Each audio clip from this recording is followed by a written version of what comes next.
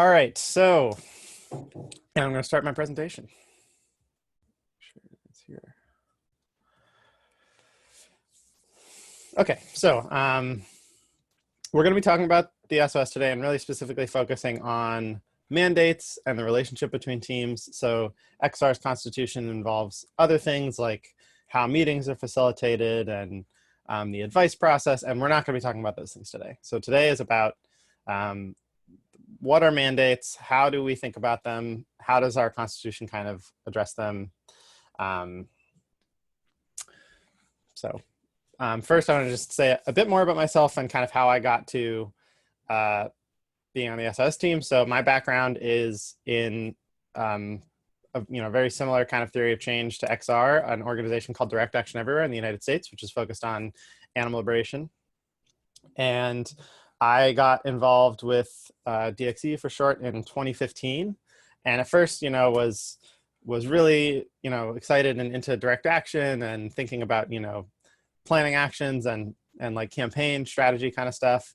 And gradually as I went on and I saw the problems that organization, which I'm still involved with, was running into, and noticing like, oh, it seemed like really the thing that was like stopping us from achieving our purpose wasn't that we didn't have a good enough strategy. It was that we had like a dysfunctional structure, and that was creating lots of like, bottlenecks in the organization and leading to kind of a breakdown in culture. And eventually these like huge cataclysmic conflicts like erupted and tore the network in half, and tons of people left. And I was kind of left at that point saying, okay, like, well, we really need to focus more on like how we work together and how we understand like our relationships when we're in this organization. And so I started getting very interested in like methodologies of organizing, and that's when I learned about self-organizing, this whole space. And I got started reading a bunch of books, and then basically at some point after I'd been done everything I could just like reading online, I was starting to learn more about Extinction Rebellion, and I learned that XR was actually using this kind of disciplined self-organizing methodology in a social movement space. And it was the first group I'd ever, I'd heard of lots of groups that talked about like self-organizing, including my own organization the whole time. We always talked about self-organizing, but we didn't have a constitution. We didn't have any kind of discipline behind that. And so I was like, oh, I need to go experience this. So I came out and visited XR, and I joined the SOS team and just kind of embedded and soaked up what I could, and to actually see it in practice.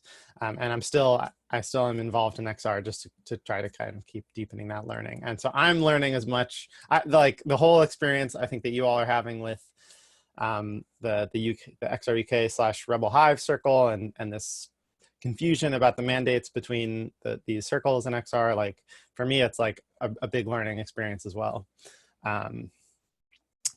And it continues to be. And so I hope that we're going to deepen that learning together here. And I'm really excited to hear kind of your perspectives on it.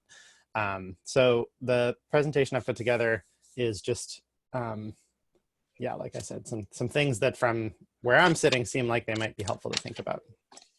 So first, I've named this thing self-organizing, and there's three phrases that get kind of bandied around that I want to suggest are like basically referring to the same thing. Self-organizing, self-governance, self-organizing, and self-managing are all terms that sort of point to the same space, which is like this place where people are interested in thinking about how people can work together in a group where we're trying to get rid of like power hierarchies and power over relationships, but still having like a lot of discipline in how we relate to each other, like a really like clear structure and clear understanding of what we can expect of each other.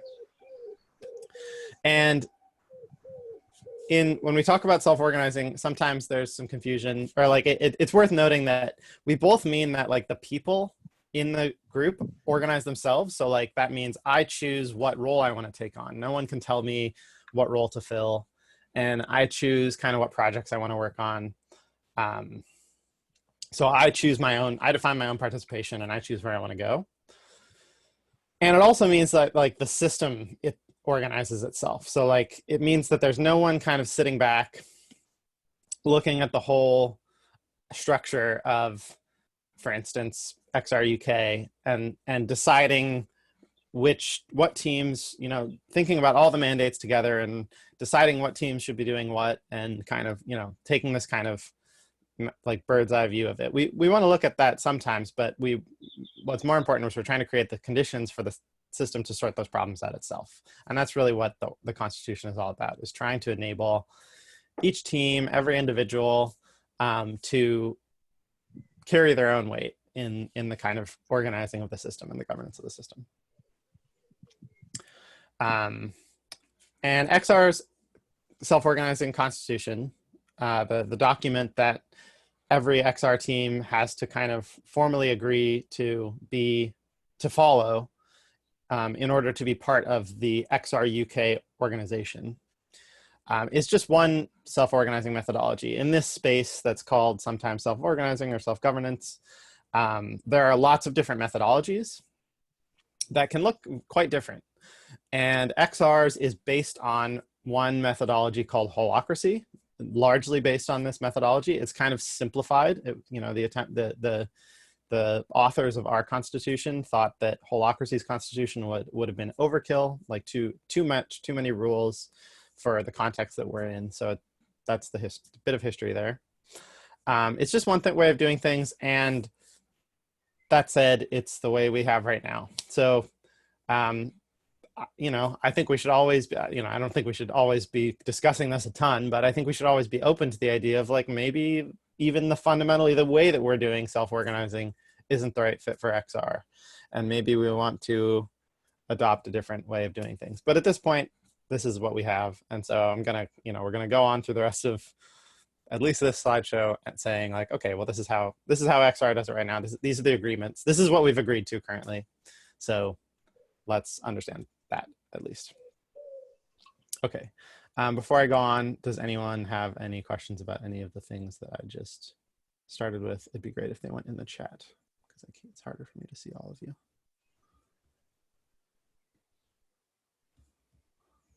And do feel free to just like ask questions while I'm going in the chat, and I will decide whether or not now is a good time to answer them. Let me bring the chat window up so I can see if anyone does anything. Okay, great.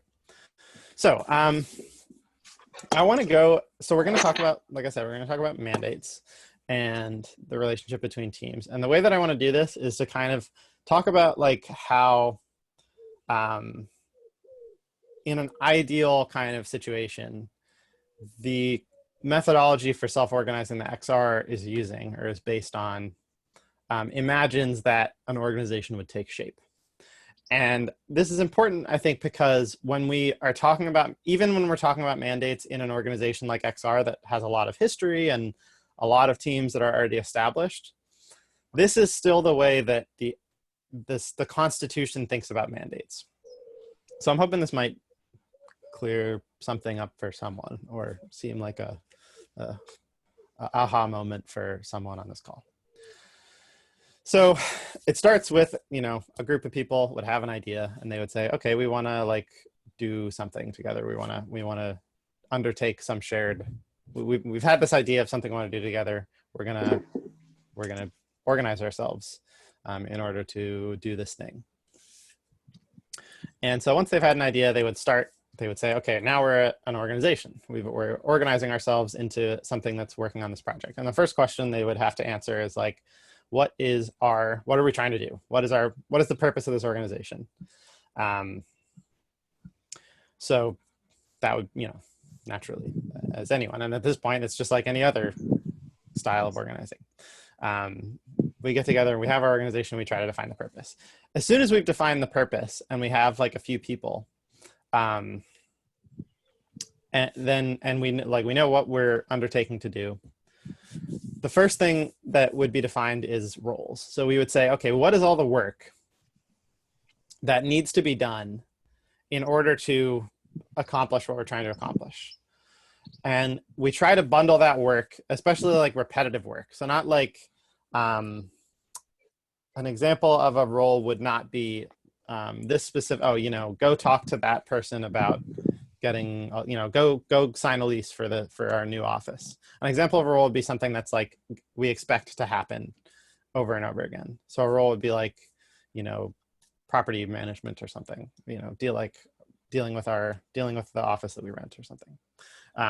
So recurring roles should be like recurring responsibilities. We try to bundle those together and put them in roles. And the idea is that in a well, okay, I'll get to that in a second. So with roles, we assign a role a purpose, and you all can probably rattle this off: purpose, accountabilities, and domains.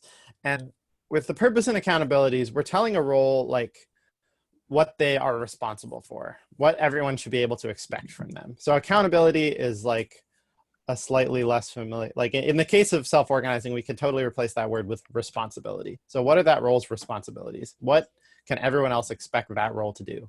So if we put an accountability in a role, it means, hey, if we get to the end of this month and like you haven't done that thing and it needed to be done, then we're going to look at you and say, hey, what happened? Like, we put that in your role as an accountability and you agreed to take that role.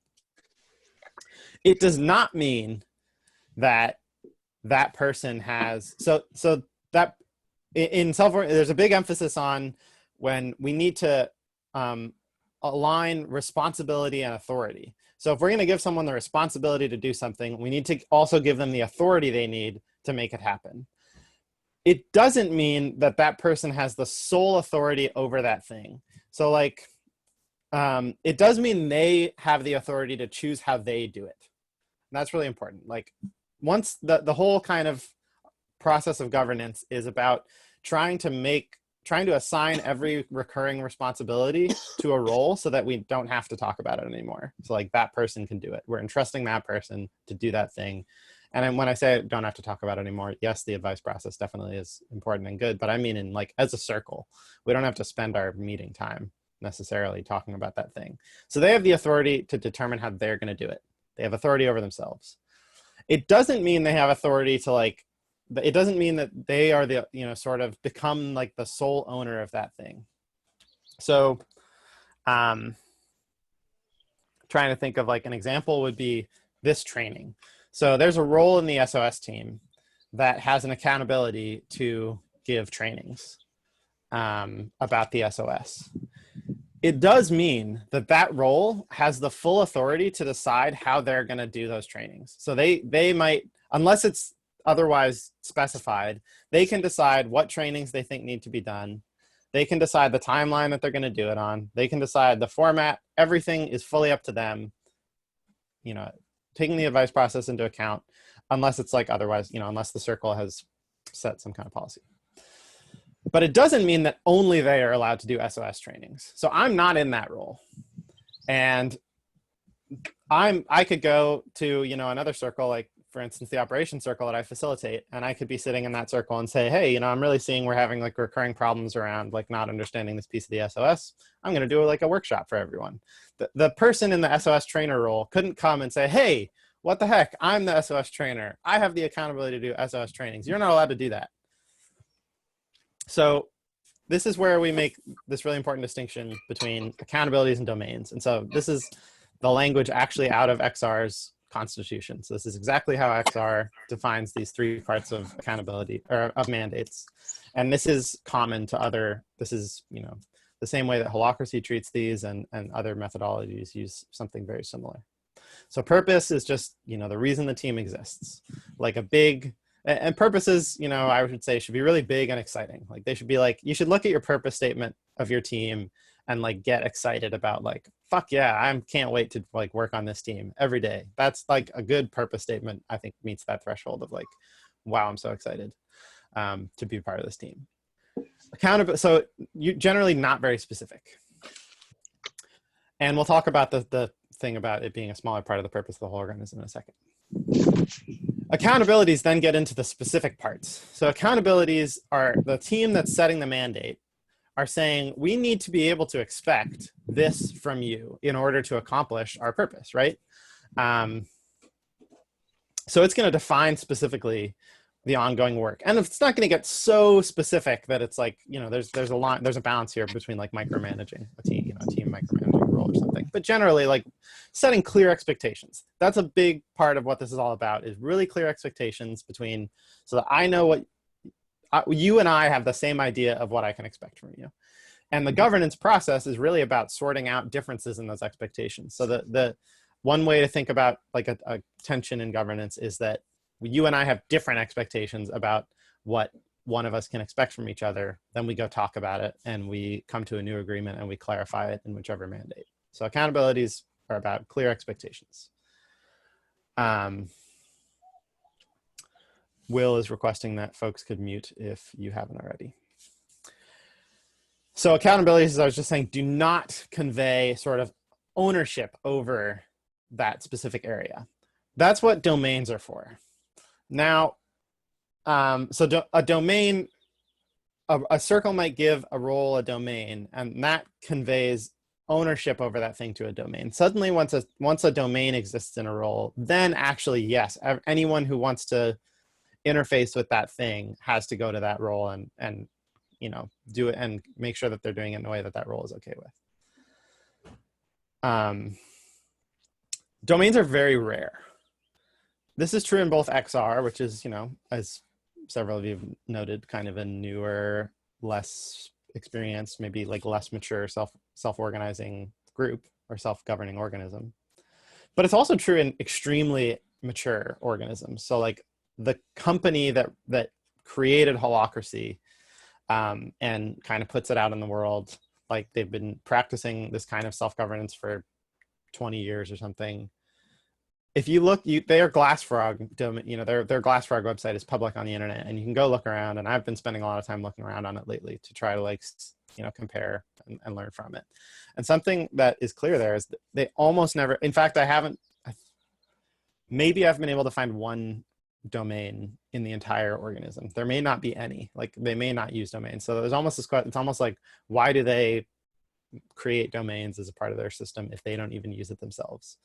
And the point here is that like it should be very rare that we're setting a barrier to someone doing something. Like we don't like this whole methodology places a really high premium on like people being able to do what they think is best for the organism. In fact, like there's a clause in the Holacracy Constitution that I think we have some version of in the XR Constitution that basically says anyone who sees any problem has a responsibility to act on it in some way. And that might just be like flagging it up to the person whose mandate is already to deal with that problem.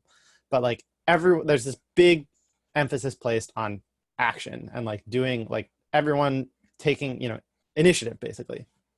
And domains limit that. Domains say, oh, if you want to act, you have to talk to that person.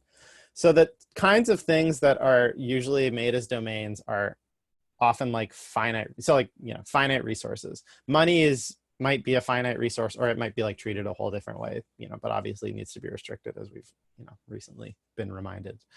But other finite resources are like the front page of the website. Like who can decide what goes on the front page of the website? Well, you know, if anyone can go change the front page of the website, then we're probably going to run into a problem. So the front page of the website might be a domain. But something like doing SOS trainings, in my view, should never be ascribed to a domain, because we don't want to limit who can step up and offer something.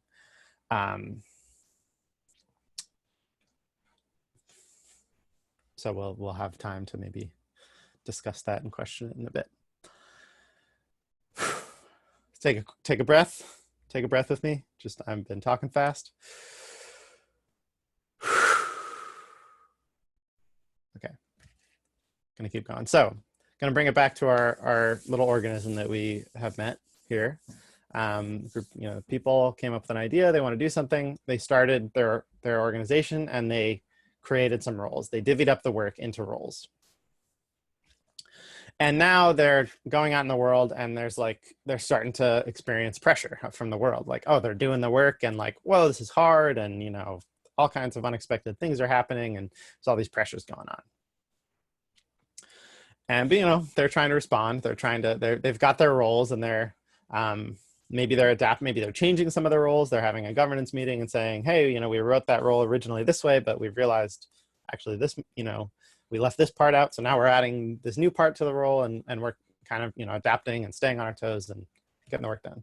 But eventually, like, the pressure just builds and builds. And it might particularly be building and building on one of those roles. Like, you know, I don't know, social media or something. Like, it's like, oh, you know what? When I started, this one person could handle social media for like all the different platforms. Like they could do Facebook and Instagram and Twitter, but now it's like we're putting out so much volume of work. Like the social media person is just totally overwhelmed. This is where like a subcircle is born. So pressure is like forming on one, and it could be that, you know, all the roles simultaneously, and they all decide to do this at the same time, but those are unrelated events. Like we look at it, we say, okay, the social media role has really expanded. The volume of work has really expanded beyond what's practical for one role. We're going to create a team out of that. So the way, like, you can almost imagine like, and I do imagine it this way. It's like the pressure is building on that role, and it's when the pressure like builds so much that it like forces that role like to like, you know, blow up like a balloon, like down out of the, you know, I don't know if my hand gestures are making any sense here. Probably not at all. But, and the reason like we wait for that pressure to kind of get fairly high on a role before we're willing to like expand it into a whole circle for itself is that when we create a circle instead of a role, we're creating this like, not only are we kind of making it possible to split up that role and add like more people to it, but we're also creating this new administrative burden. So we're creating a new external coordinator and internal coordinator and secretary maybe, and the facilitator, and a new weekly meeting. Like there's this whole administrative burden to creating a circle. And we only want to do that. It's like we call it a pretty heavy-handed response or intervention. And we only want to do that when it's like really clear that that's worth it. And it is totally sometimes worth it. Like it's worth it to have teams. It's worth it to have small teams that can work really efficiently together. But sometimes instead of, you know, before we would make that role a circle, we might just try adding more people to it. We might double fill the role. So say, okay, now 2 people are filling this role, and one of them is focused on Facebook and Twitter, and one of them is focused on Instagram and TikTok or whatever. So we tend to be reluctant to create a circle, but the time comes, that pressure builds so much that it like, you know, blows up like a balloon and makes a new circle. Now, where we're getting into kind of this important stuff about the relationship between circles, and mandates are basically like a contract. You can think of a mandate as a contract. It's a contract between whoever's filling the role and whichever team is defining the mandate. So in this case, you know, each of these circles is a role, right? And the big circle is a circle. The mandate of each individual circle is a contract between that person and the whole circle. And the same is true of the mandate of a circle.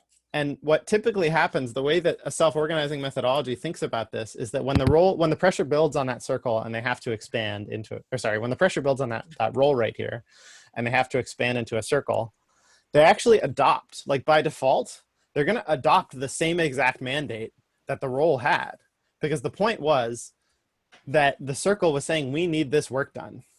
This is the work we need done. We're defining it in a role. We're setting a purpose statement, but the meat of the mandate is in the accountabilities, because we're saying this is the work we need done.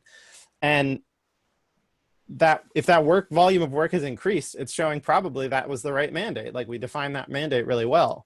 So by default, it's just like that mandate now becomes a circle, because it's actually like too big and intense.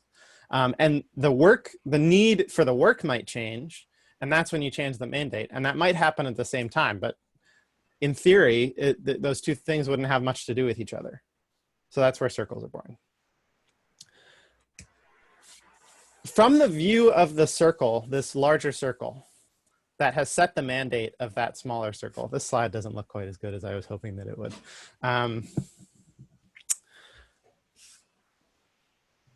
So we're looking at this view at this point, and it's like, this is how we know the organization is. And this is what it looks like in GlassFrog, right? If any of you have looked at GlassFrog, this is what it looks like. And we know that, you know, there's the circles and there's the people in them and yada, yada. But from the point of view of this large circle here, that circle is actually a black box. or it's like looks like a role.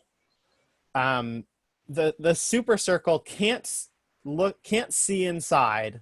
They aren't allowed to look down to the level of these individual roles inside of the circle that's inside their circle. They have no power to fiddle with that at all. They can't tell this circle what mandates to set or any of that kind of thing. That circle is a black box to them. It's a black box that on the one hand, the mandate goes in, and this is the same is true for a role. The circle can't tell the role how to do its job.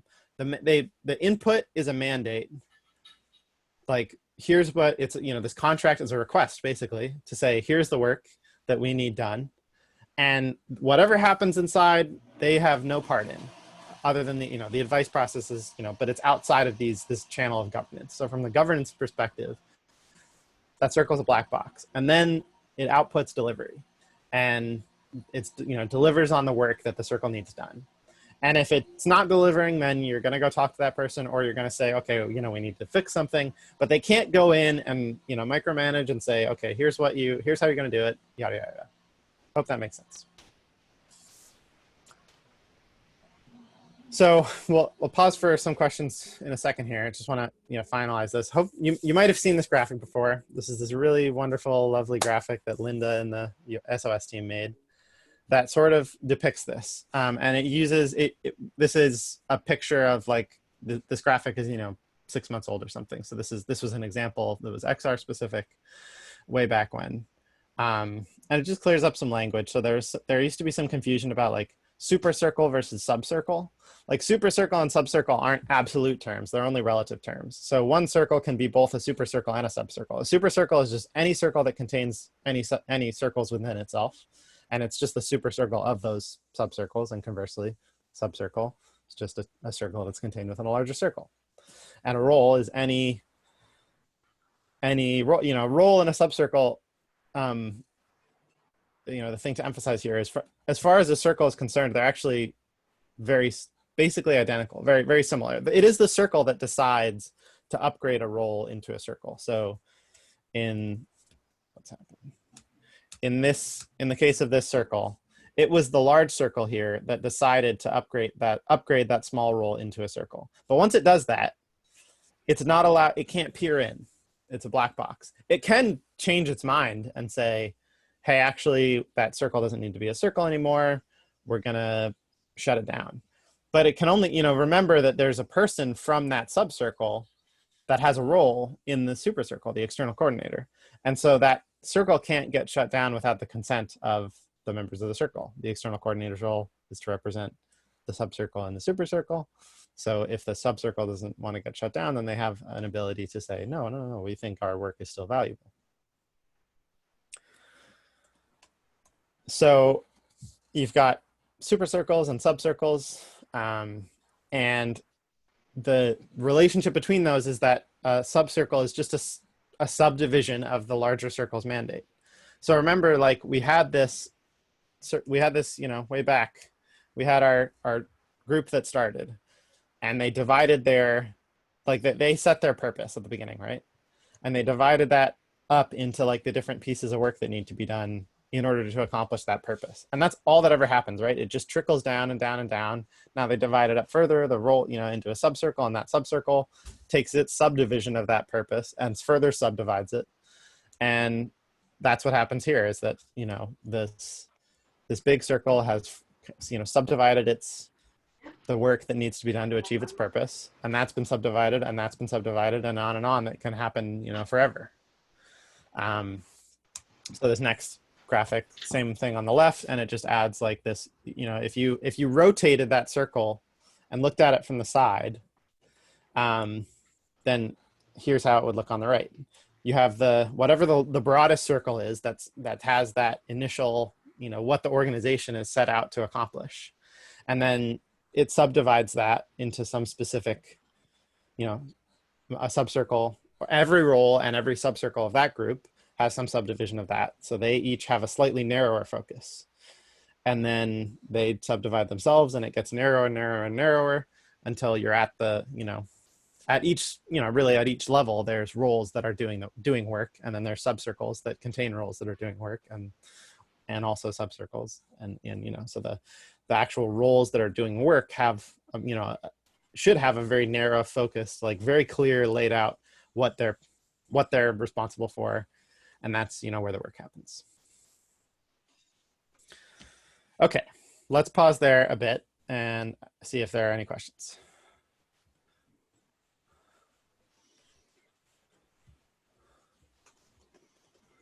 Could I also just like get a temperature check on like, is this at all useful? Is this like, okay. Great. Cool. So yeah, who's that? Sorry, I can't see your name. I'll unmute you. Susan, I think, or Suzanne? Yeah, that's me.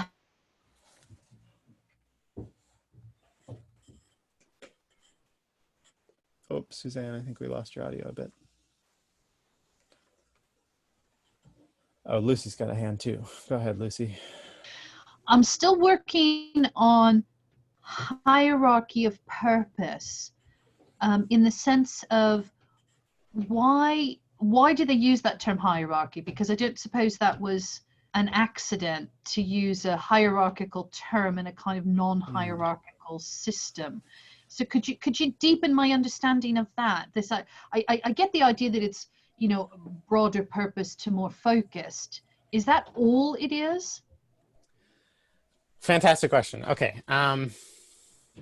So the rest of that sentence is hierarchy of purpose, not power. And the idea is that, so, and the reason for that sentence came from like, people looked at, XR talks about itself as like, or this whole methodology of self-governance, self-organizing, this whole space talks about itself as like non-hierarchical or flat. But then people can credibly like look at this, and I at some point I had this like, it was a bit of discomfort that like, okay, but like if you look at the structure and you turn it on its side, actually it does look like a traditional, the fact that you have teams nested inside of other teams, and the nested teams have a more specific focus, is actually just the same as like a traditional corporate hierarchy, right? So it's not actually the fact that, that detail is the same as a traditional corporate hierarchy. The difference here is the relationship between the teams, the power relationship between the teams. So in a traditional corporate hierarchy, whoever's higher on the ladder can tell anyone lower on the ladder what, exactly what to do and how to do it. And they, like anyone higher up, or, in the military, like anyone with a higher rank can tell anyone with a lower rank to do anything. And in this case, that's not true. Because once a team has created a subcircle and said, we need this work done, we're making a contract with you by giving you a mandate. Now I have no control over, I can't tell you how to do it. I can't tell you how to divide it up. I can't even look into your circle and say, no, the way that you're subdividing your subdivision of of our mandate, I don't like that. You have to do it differently. So I have, and so the super circle, the only power it has, or the only kind of check that it has on a subcircle, is like the only way, if that subcircle say goes totally rogue and they're like doing crazy things and not whatever, the only thing the super circle can ultimately do is like change the mandate of that circle, like maybe define that subcircle out of existence.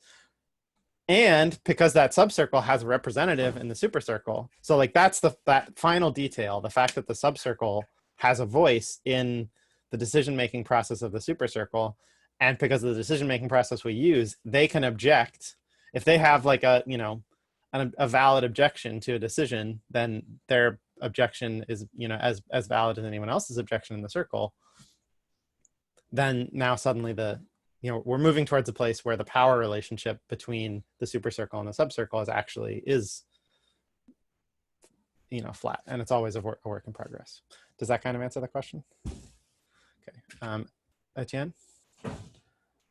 Yeah, so what you're saying is, in like, if it was like a military thing, you know, the big general can tell anybody to like do something, but here you can only really, and I say tell in a sort of really gentle way, I don't quite know what the word would be, but you can only actually really speak to the next layer more in a more focused way, you know, the next layer in purpose. So you don't actually, that makes it really clear. So you only ever have to relate to one other circle in theory. Right.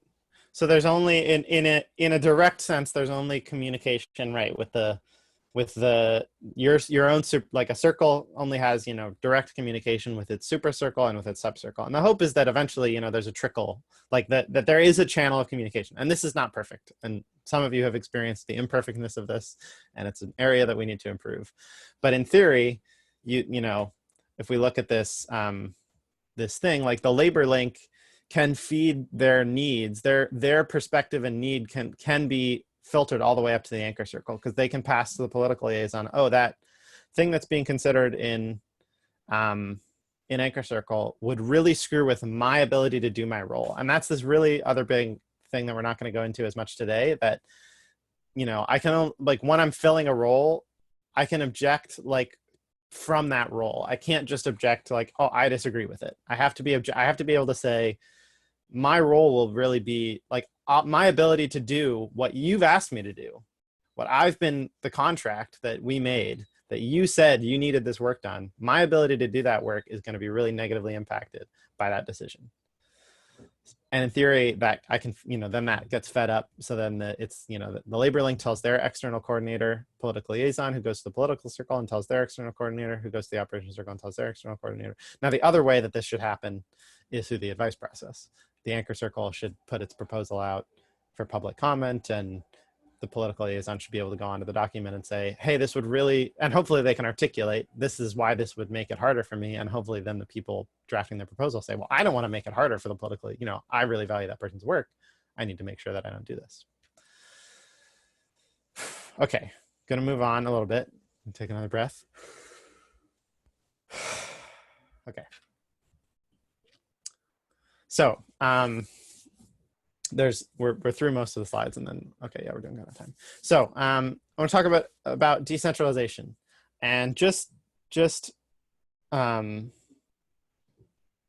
offer a thinking about this, which is not sort of a diktat. So we talk about decentralization, we place a really big premium on decentralization, both in XR and in this like self-governing, self-organizing whole thing, big value on decentralization. And this is a bit like dangerous or confusing, because there are several things decentralization can mean or be referring to. And in XR, I see three things that this sometimes is referring to, or like three types of decentralization that are valued. And I want to just point this out, and this is also something that I've maybe seen might help with the situation you all are in. So one sense of decentralization is like the geographic sense, which is like having, you know, presumably like spreading resources and representation evenly across, you know, the geography or the population. And that is, you know, that's a meaningful kind of decentralization. But it's not the only sense in which I think XR talks about decentralization. So another type is this concept in all of these self-organizing methodologies about decentralizing what managers do. So in XR, we have tried to split the manager up between, at the very least, the external and internal coordinator. And we hope that also a team has a facilitator and maybe a secretary for teams that have like more of an administrative burden, to divide up those responsibilities and the power that they come with. And in holacracy, which is the system that XR is based on, all four of those roles are required in every team, and have different, you know, and like create this balance of power. and also, you know, split up the responsibility. They're slightly different in Holacracy, but similar enough that, you know, it's fair to say, like, they have these 4 core roles. So they've broken the role of the manager up into these 4 roles that have to be filled by 4 different people. They can't be filled by the same people. And that's another meaningful sense of like decentralizing, right? So it's like, you know, within a team, decentralizing kind of power and authority. And then there's this notion of decentralizing decision-making across an organism. So this notion that like, you know, as like we were talking about in like a military or a corporate hierarchy, the CEO could decide, like, they could go and say, hey, that, you know, social media video that you're publishing, like, I don't like it. I want to block it. I want you to publish this one that I made instead. They have this sort of like ultimate power, ultimate decision-making. And that also means that like every, you know, there's this tendency in corporations that all the information, like all the decisions like flow up to the top and create, you know, successively more catastrophic bottlenecks, right? And if like, yeah, if that person at the top is like, you know, asserting themselves and wanting to be involved in like every decision, that's like humanly impossible in an organization like XR, even for one whole team to be making or even seriously involved in every decision that happens in XR. So that's like a nightmare. So we're decentralizing that decision-making authority. And it's like, yeah, in theory, you know, or, you know, in other companies, maybe there's people who can make decisions. But like they might get overruled. And so in XR, we're saying, actually, no, like for your role, the role that you've been given, you make that decision, no one can come and overrule you. So you have the sort of ultimate confidence that like, you know, it's this huge kind of psychic burden to be worried that someone's going to come in and like, it's really hard to like do work if you're like, well, someone's just going to fucking come in and like tell me, you know, to change it or do it their own way or whatever, I'm going to get micromanaged. So if you have that ultimate authority over your own work, then that's another sense of decentralization. And you know, any of these things could exist without the other ones. So like you could have an executive team in XR that was like geographically dispersed across the United Kingdom, but was asserting itself like an executive and, you know, kind of trying to like absorbing all these responsibilities into itself and creating all those toxic dynamics. And obversely, you could have a, you know, a decentralized group that was, you know, embodying this sense of decentralization, the sort of no hierarchy of power, but not having representation of people across the population, and then people who weren't, you know, included as much in this structure. To them, it doesn't matter that, you know, that the structure has these healthy power dynamics on the inside, because they're going to feel understandably rightly excluded and not represented. So these are just, it's just to think that, you know, let's be careful. My invitation or suggestion is like, when we're talking about decentralization, let's really be more specific about, well, there's an opportunity to be more specific about kind of what we mean and what's important to us and which of these we're talking about at any given time. Did I do anything else? Oh, and one last thing is that in a truly autonomous movement, in the sense that, so XR, there's this whole self-organizing thing, and then there's like autonomy, and there's this radical suggestion that XR makes that anyone who follows the principles and values and is working on behalf of the 3 demands is trying to counteract the climate and ecological emergency. Anyone can act under and using XR's name and do what they see as best, as long as they don't violate the principles and values.